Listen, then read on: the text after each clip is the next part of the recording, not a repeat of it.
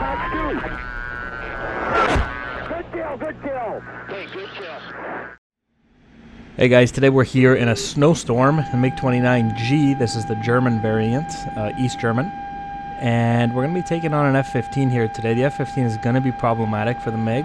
F-15 very good raid fighter, and F-15 very good one-circle fighter as well, unexpectedly. It's kind of not common to have a guy, or a plane I guess, who's good at two-circle and one-circle. F-15 very capable in both, and what I'm going to do is go one-circle with him just to prove to you that that's not what I want to do. But I'm going to try my best here. Here we go into that one-circle turn. Fairly good first turn from the MiG, as we've come to expect from the MiG-29. But look at that second turn. That F-15 is going to absolutely get nose on. Yep. There it is. Alright. Well, there it is. Proof of concept. You don't go one circle with the F-15.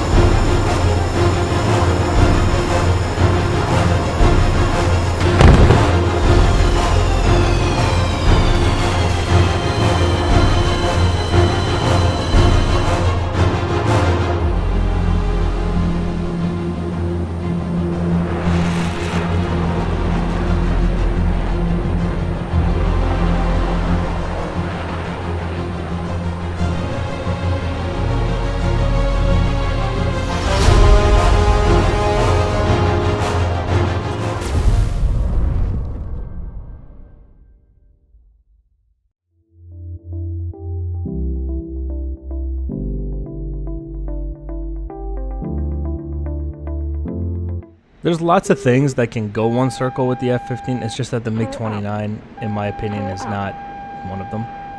I personally would go two circle against the F-15 almost every time. I think it's the better option. And again, the F-15 is just, it bleeds off tremendous amounts of energy very quickly, and it has very good nose authority, all things that make it very dangerous in the one circle. Mig-29 also displays those things, but in the first turn, once it comes to the second turn, the Mig-29 can't really keep up. He forces the one circle once again, which is fine. We'll avoid the nose in the first turn, and then look at this, the second turn again, he almost gets those rounds on. I think he missed me by centimeters there, and that's it. I'm just gonna ditch out. We're converting all of our gravitational potential energy to kinetic. We're diving down. I gotta get enough speed because I'm going to have to do a tighten down once his nose starts coming around in a second here.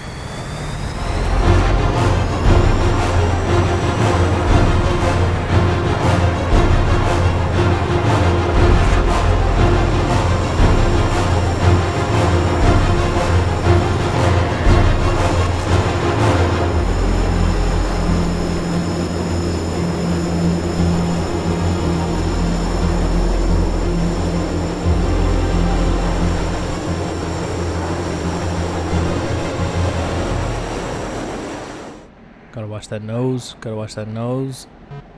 There's the rounds, we're tightening down, and they missed. You see that rounds went right behind, and we're gonna continue to tighten down, stay out of his nose. There we go.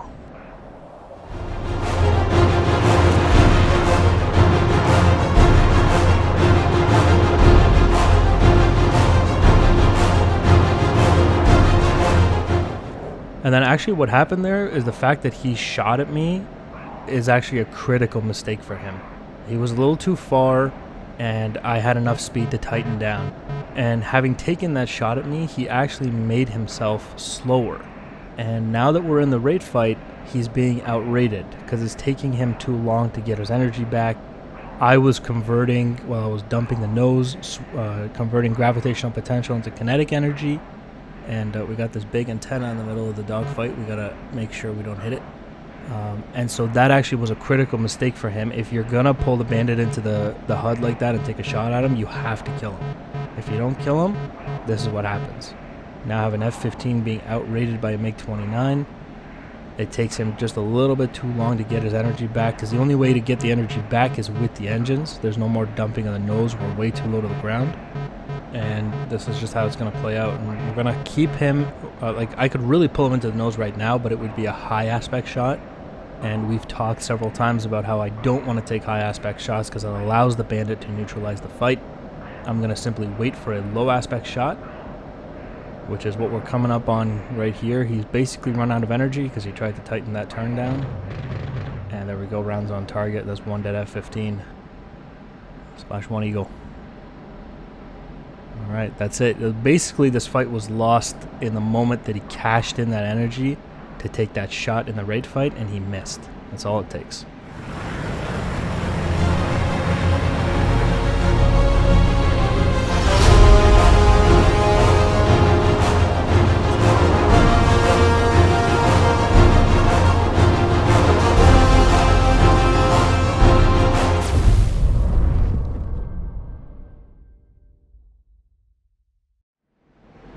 So the Mig-29, you know, pretty good raid fighter, and close enough to every other aircraft that I feel if you can manage your energy well in the Mig-29, you can take on almost anybody out there, even guys who are superior raid fighters to you. And I say that only because at the end of the day, pilot skill is equally, if not slightly more important than the capabilities. Well, maybe not slightly. Fairly more important than the capabilities of the aircraft itself. That was an awkward sentence, but you know what I mean. Into the merge here with the F-15, and we got ourselves a 2-circle. That's what I like in the MiG-29. My chances are much, much better in the 2-circle against the F-15, as we've already discussed. Got ourselves a lock here. Look at this thing already whipping its nose around.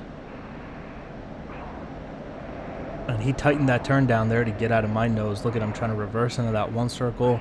That's what he wants, but didn't work out for him. He almost, I had to climb over the antenna there. He almost reversed in front of my nose and almost got himself killed for it. You can see here I'm almost nose on. I mean, this guy's in trouble already. With that reversal too, he bled off tremendous amounts of energy to try to make the 1-circle work, but he got the geometry wrong. And therefore, you know, it's not going to work out for him. I'm in a pretty good position. I'm trying not to cash in way too much energy, the same as he did. As you can see, I have him in the HUD. Just a matter of patience now. So close. And you see that jink? That was a nice jink. And another jink. Very nice. But it's not going to be enough. Very nice. All right, he did it again. This guy's very good at jinking. But he's going to have to die anyway. Okay, I think I hit his tail. Oh my god. Come on, man, you're embarrassing me. Just die. Alright. Almost got him. I just gotta stay back here. There we go. Okay, engine's on fire. And looks like he's going down. Yeah, it's both engine fire. And he ejected, yeah. Okay. Alright. Very nice. Mig-29, man.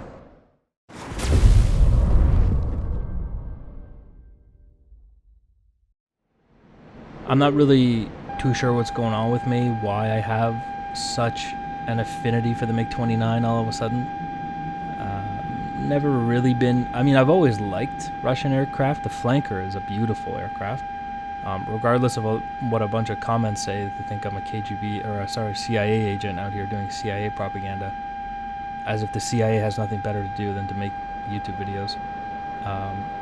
And that's why American aircraft keep winning. I actually like the Russian aircraft a lot, but it's a different kind of skill level that I don't necessarily have.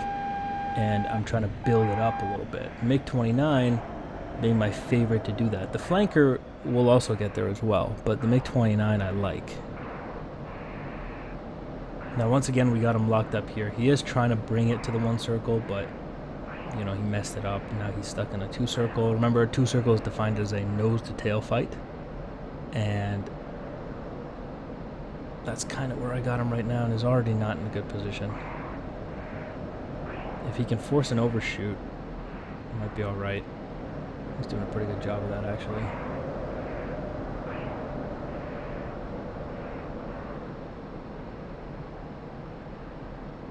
dive down on top of him here. Very nice. He's almost neutralized this with the one circle. Come on. Oh. Oh no. I came here for that funnel shot and I missed it. And I've got myself in trouble. There it is. I just got shot in the ass.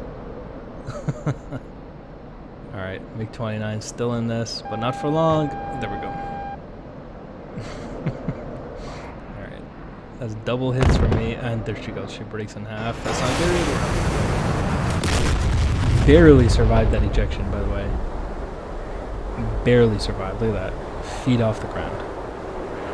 And that's what happens when the F-15 neutralizes into the one circle, takes the bandit one circle. This is what happens. It's got a very, very high probability of winning.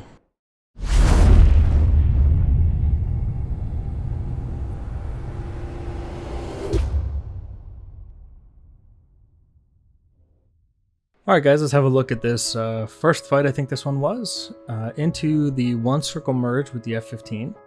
And no, not the first one. The first one I died. This is the second one, I believe. And so we can see that the Mig-29 does fairly well in the one circle turn with the F-15 on the first turn. But as soon as we get into the second leaf, you can see the F-15 starts to become much more dominant. Also contributing factor here is that he's a little bit quicker. Like you can see he's already getting ready for the second leaf right here. You see he's already flipped it over and he's pulling the opposite direction. Like he's in a better situation in the one circle. He not only is his aircraft like pretty good, but he's reacting very well. T-Rex here. And he gets a shot off and like basically almost hits me there. I get lucky to not get hit. And so at this point we've identified that, okay, the one circle is not working for me. And if we're being honest, I shouldn't have even done this second leaf. Like we knew, or I had said that the one circle in the first turn you can do well. The second turn usually goes to the F-15. I shouldn't have ever even gone into the second one circle. Like I should have come in here, and from here I would have done fairly equal in the one circle turn with him. And then from here I should have just ditched right out, into a raid fight or something instead of reversing back into another one circle. But alas, we did it, and we get lucky. Like he should have killed me in the second one with those rounds. But since we survived, the next thing we're going to do is exchange the gravitational potential energy. Our gravitational potential, we're going to convert that to kinetic energy as we dive down, okay, because I need speed back. Look at my indicated airspeed. We got 224 knots, Mach 0.30, and he's Mach 0.30 as well. But as soon as he brings that nose around, I'm going to be in trouble because he's going to be in a situation to shoot on my way down. What I know is that I need energy, I need speed in order to get into the raid fight. I need to be around 370 to 400 knots-ish for the MiG-29. So I know I need that. So I know I need to convert my gravitational potential to kinetic energy.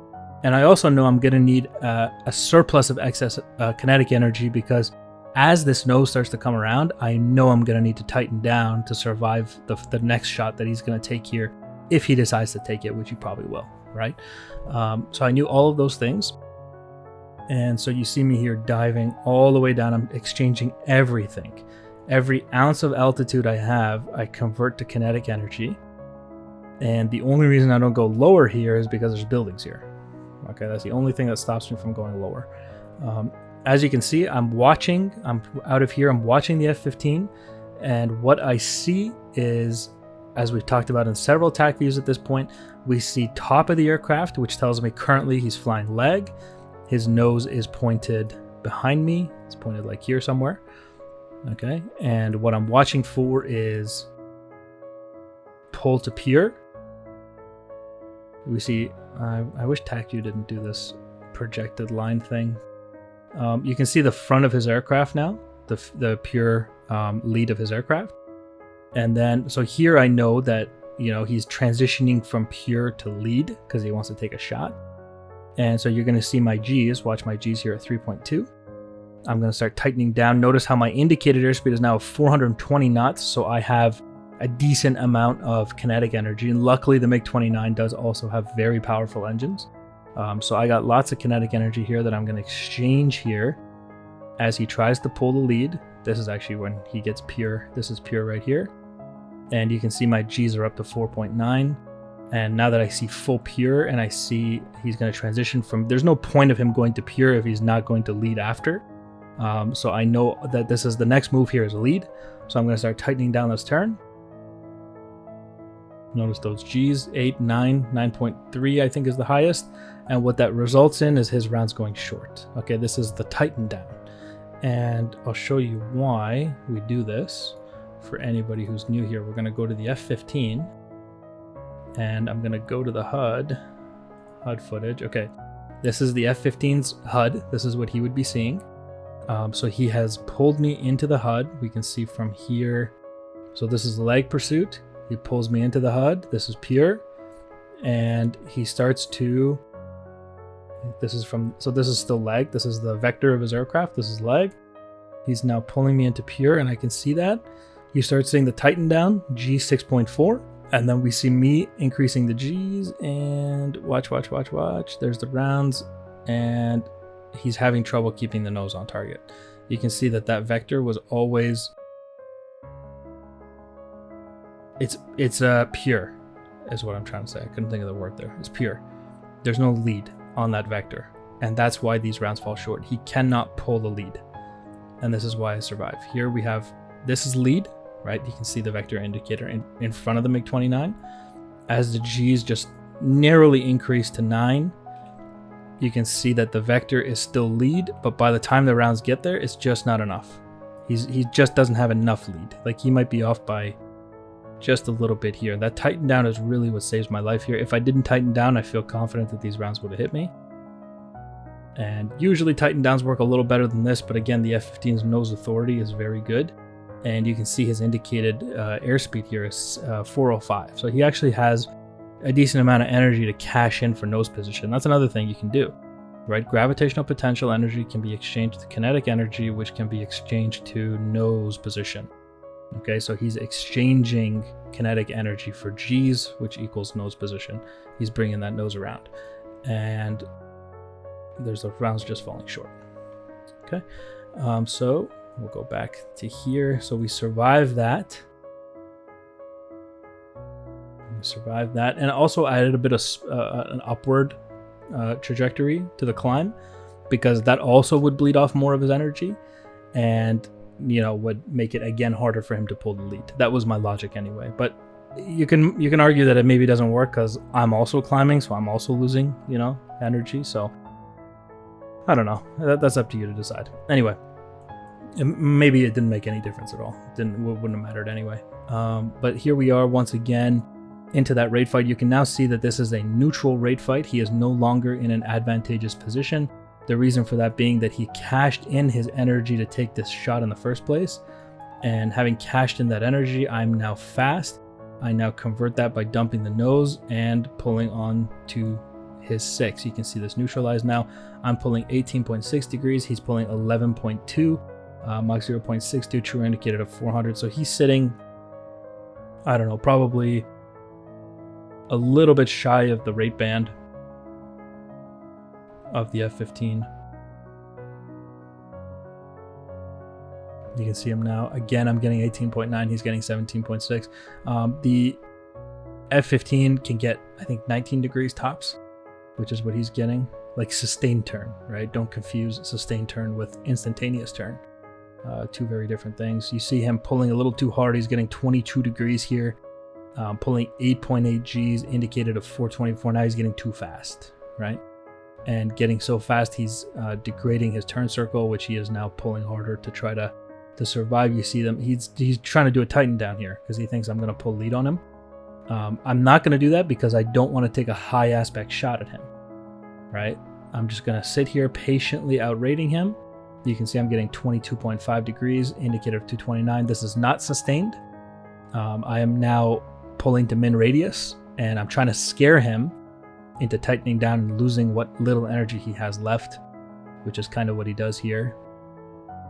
And so you see, like, he sees what he believes to be lead, and what he doesn't know is that if he just sustains his rate speeds, that he would just outrate me, and he would be safe anyway because I'm too slow. I'm not going to have the nose authority. That may not be true with a Hornet, but with the MiG-29, it's sort of true, especially if it's really, really slow like this. If he had just continued the rate, he probably would have got out of the nose. And right here, he ends up getting killed because he got a little too slow.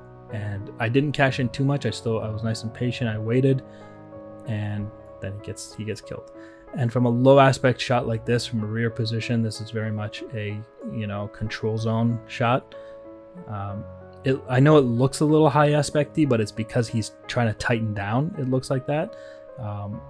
In fact, if anything, he's with the tighten down to a low energy state like this, he's just making himself a larger target to get shot at. So, you know, it is what it is. In a normal gunfight, you would just extend away here if there were no missiles involved, but that's unrealistic. There's always gonna be Fox 2s, and we had Fox 2s in these fights. If any of us had extended away, you were, you know, free to take a Fox 2 shot at him. So that wouldn't have been an option for him anyway. Really, this fight, it's like, oh, what could he have done to survive the situation? I'm not sure if there's a whole lot he could have done. The fight was lost way back when he took that gunshot, and he missed because it made him slow. He got outrated, and that's it. So, all right, guys, that's going to be the TACV review for today. Thank you for watching, and I'll see you in the next one. Bye, guys.